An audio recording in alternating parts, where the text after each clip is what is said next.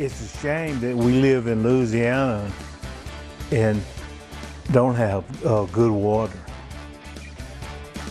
In St. Joe, waterproof and Enterprise. Good evening to you. I'm Jennifer Andrews. Chris has the night off tonight. Well, this all comes after results showed a high level of bacteria in the Enterprise water system.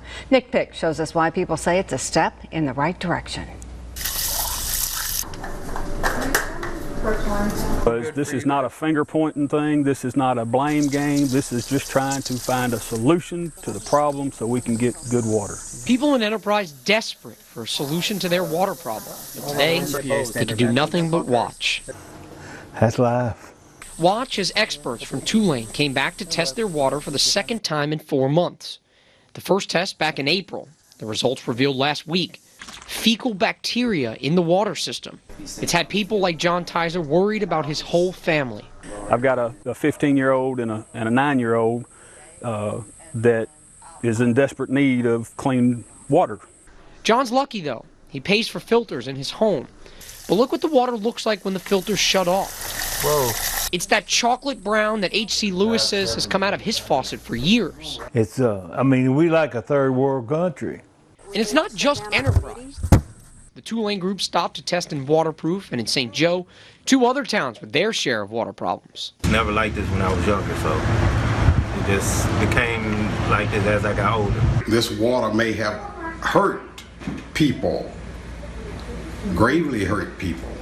Which is why it was tested today. But Tizer hopes that this time it can spark a change.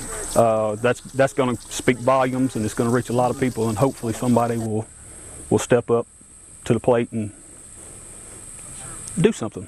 Before things get worse. In Enterprise, Nick Pick, KNOE 8 News.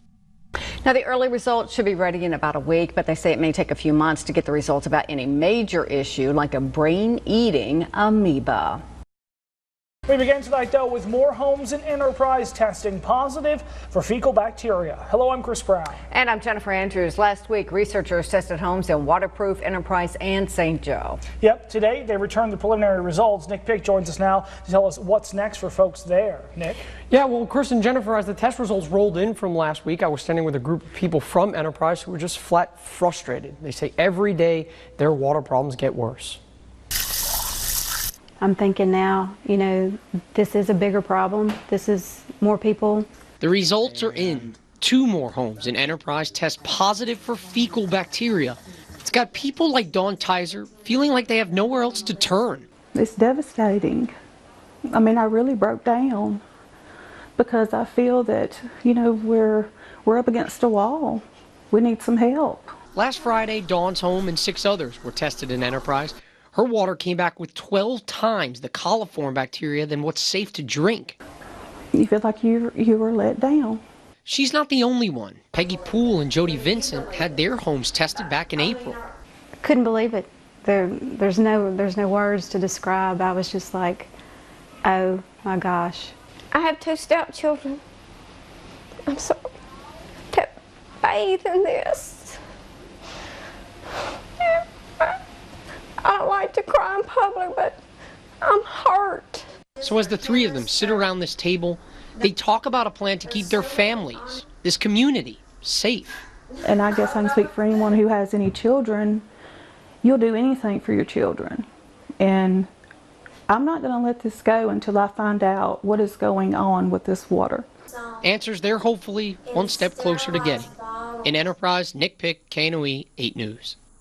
Now, we were able to get a comment from the owner of JCP. That's the company in charge of Enterprise's water system. He says, in part, I can't validate and do anything with Tulane University's test results. When the health department comes to us, then they will force us to protect the people and the customers of Enterprise. We cannot do anything unless the health department advises us to do so. Now, on Saturday, there will be a community meeting to talk about the next steps here. JCP has been invited to this meeting. No word yet on whether or not they will attend. There'll also be a bottled water drive after that meeting on Saturday for people in Enterprise who do not want to drink the tap water. We first told you about lead and other metals found in water in Enterprise. Yeah, new at 6, we hear from the Virginia Tech professor who tested the water. The people who performed the test and people who live in that small town say they're worried tonight. Yeah, Nick Pick, he is the only reporter who has been following this story from when the samples were taken to getting the results. He joins us with more on this shocking news. Yeah, Chris and Jennifer, last Friday I was in Enterprise with the folks from Virginia Tech who took those water samples of the homes there, and the results, lead in the water. Now that's a fear that many people have had for years in Enterprise, and now that fear becoming a reality.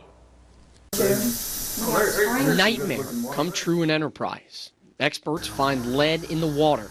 You realize the problem may be bigger than we actually thought. Last Friday, a team with connections to Virginia Tech sampled and tested the water from 18 homes. They're not just testing for bacteria this time, they also tested for lead and copper and chlorine levels. Samples sent back to Dr. Mark Edwards' lab in Blacksburg, Virginia. The consequences of this are just horrifying. His results showed 5 of the homes had a lead content higher than the EPA acceptable amount. One home showed more than 6 times the acceptable amount. You know, you always need, the more data you can get, the more, you know, the more information and knowing what's going on with the water. And it's not just lead. Dr. Edwards says almost every home showed more than the acceptable amount of iron. One showed more than 7 times the acceptable amount. Dr. Edwards says that's what makes the water look like this. And it gets worse. The test results showed some of the homes had no chlorine either. Not surprised a bit. There's no chlorine at my house. Never. My water always stinks. It always smells like rotten eggs. Experts say chlorine helps keep things like E. coli and brain-eating amoebas out of the water. These other dangerous bacteria kill people. They create debilitating diseases that you cannot get rid of for your entire life. Dr. Edwards has been studying water quality for over 30 years. He was the one who tested the water during the lead crisis in Flint, Michigan. His lab widely regarded as one of the best in the nation. He says water quality is a nationwide problem with dangerous effects. In terms of the types of problems that we're seeing in Enterprise, elevated lead can cause stunt intellectual development of children, reduce IQ, cause antisocial behavior, miscarriages, fetal death. That's just lead. Dr. Edwards' test was the third of its kind after 2 prior tests from Tulane University. 3 tests total. The folks in Enterprise say clearly prove there's a problem. We know that it was not a fluke the first time, and it helps prove that there is something wrong with our water. Now the next step, of course, to see whether the lead is coming from the pipes in the homes themselves or the water system. We contacted JCP today. That's the company who manages the water system there. They say they do these lead and copper tests every 3 years and chlorine tests every day. Those are required by DHH. And speaking of DHH, they say until they notify the company that JCP can't proceed any further. Today, DHH giving the test results as well. For years, the town of Enterprise has been dealing with water problems. Just recently, tests found fecal bacteria and lead inside some of those homes. But after digging deeper into the finances, I found out that the problems in Enterprise go deeper than the water, and the system is in danger of running dry. Honestly, if it's a business, we wouldn't even be still operating right now. Imagine paying for water every month. Paying for water that's rarely safe to use. Paying only to find out the water may be shut off anyway. John Tizer doesn't have to imagine. If we continue down this road, we're going under. He's the president of the Enterprise Water Board. He says the system is drowning in debt. We've got 196 meters, and we're $500,000 in debt. $473,000 to be exact. And the numbers show it's getting worse. In August, the system lost $4,100. In September, $4,600. In October, they made money, a whopping $45. Would you say it's mismanagement or neglect? This is no disrespect to anybody before me or anything, but I think it's a lot of them not thinking about the future. They're only dealing with the problem that's in front of them. Problems like broken pipes. JCP, the system's management company, can make any repairs necessary up to $2,500 without contacting the board. And for the past 3 months, they have. John says that needs to stop. So what we're going to have to ask from JCP is, hey, if you do any work that's not emergency work, we need to be notified. And it's not just the pipes. The system went online in 1969, charging people a flat rate of $25. In 2017, the flat rate, still $25. There's no way to maintain a system with $25 flat rate. Which means prices have to go up. Last month, John announced on Facebook the Water Board increased the flat rate from $25 to $39, starting January 1st. There's there's probably going to be people that drill their own well and get off the system. I'm just hoping that it's not enough to actually cripple us. But that's not the only option. The board is working to get a low-interest loan to get the system back to zero, start repairing some of these older lines, and hopefully get this system back on track. We're $500,000 in debt. We cannot survive steadily going in the hole. Now, there may be even more help on the way for Enterprise. When I talked to the Department of Health about Enterprise, DHH said that they're thinking about combining older, more rural systems to get them more state funding, something John says at this point they would welcome. Well, the state health department adding on to the Enterprise water woes. Earlier this month, they sent a shocking letter to the water board. Yeah, it says that they found high lead and copper levels back in 2010 and 2012. Investigative reporter Nick Pick got a copy of the letter. He joins us on set to break it all down for us now. Nick? Yeah, Jennifer, DHH sent this letter. This is the one they sent to the president of the Enterprise Water Board on December 1st. And it talks about issues that happened years ago, but it says that Enterprise needs to act now. The state says the letter came after a recent audit of the water system. The audit showed at some point in 2010, the lead and copper levels tested more than twice the EPA acceptable level. And in 2012, though the lead levels don't exceed EPA regulations, the copper levels still do. And because of that, the state's letter says the Enterprise water system has to install what's called corrosion control treatment. It also has to start sampling the water every 90 days at specific points in the system and send them to the state for testing. The water board president is out of the country and couldn't talk to us on camera, but said he had no knowledge of those high levels until he read this letter. I reached out to the health department multiple times, asking where specifically the state found the high lead levels, why the letter was sent nearly 7 years after these tests, and what exactly the corrosion control treatments were. They didn't answer the first two, but said corrosion control would be conducted by the water system and would vary based on things like pH level, calcium, and temperature. Also sent a similar letter like this to 26 other water systems across the state, and 6 of them here in Northeast Louisiana. Tammy? Keep us posted, Nick. Now, since our first investigation, the water board president says he's gotten more feedback from the health department. KNOE started investigating water quality since fecal bacteria was found in the town's water. Back in September, a team from Virginia Tech found high lead levels at some homes in Enterprise. Last month, we talked to DHH and the governor about their plans to fix the statewide water problems. Shortly after, DHH conducted their own test and met with Virginia Tech about solving that problem. Well, for so many people in Northeast Louisiana, bad water has just become the norm, and it has a lot of folks wondering what anybody's doing to try to fix it. Well, our investigative reporter Nick Pick went to Baton Rouge and talked to Louisiana Governor John Bel Edwards, and he tells us why he says water is a capital problem.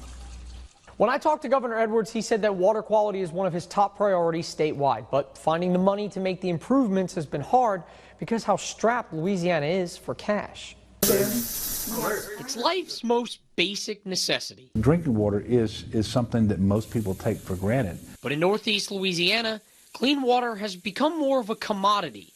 In the past year, our area has seen 3 major water problems: lead in St. Joe, a brain-eating amoeba in Catahoula Parish, and most recently, lead, fecal bacteria, and other metals in Enterprise.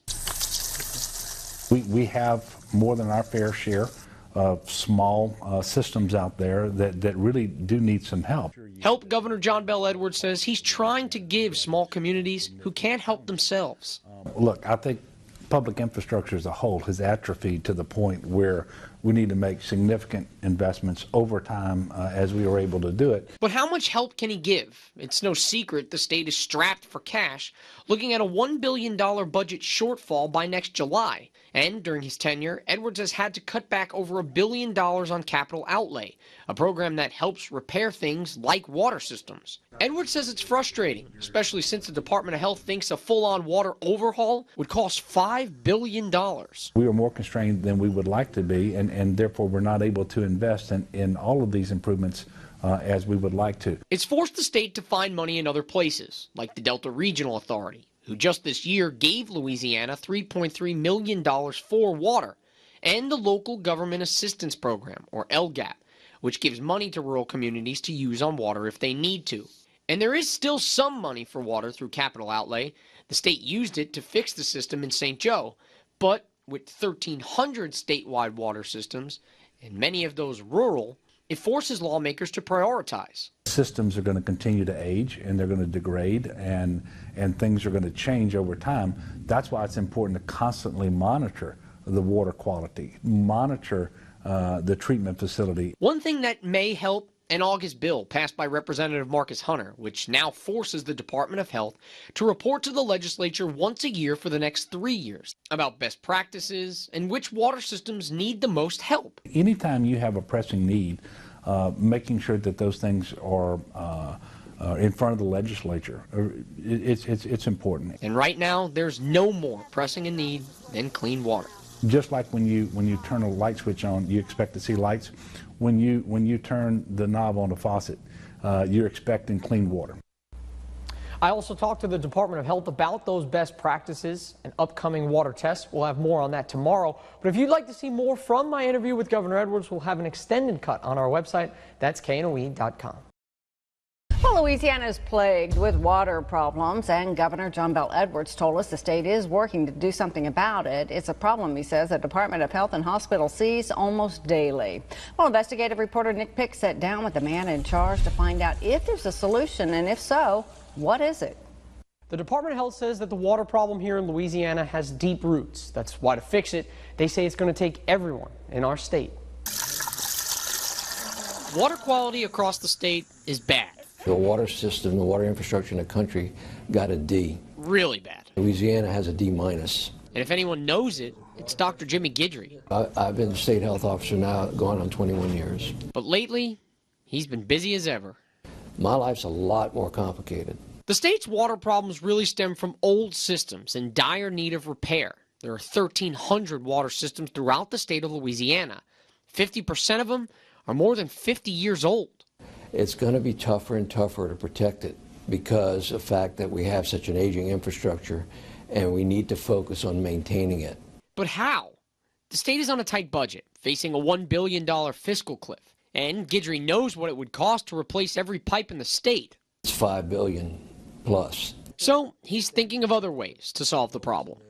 There are too many little systems that can't afford to do what they need to do. And there are too many people that can't afford to pay what it would cost to do it.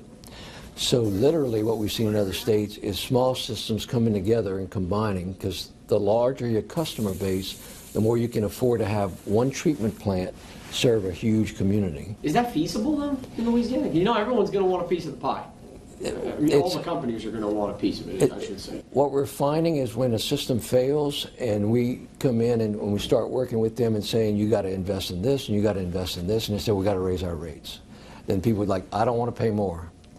So some people can't. And what we're finding is some of these systems that are not very big, I'm done. But it's more than that. DHH is putting more boots on the ground, testing more systems than ever before. And just this week, they went inside the homes in Enterprise for the first time to test the water. We collect a lot more samples, and we were able to monitor a lot better to catch things early. But it helps us, and now the water system doesn't say, well, I don't want to do all these tests, it's too expensive.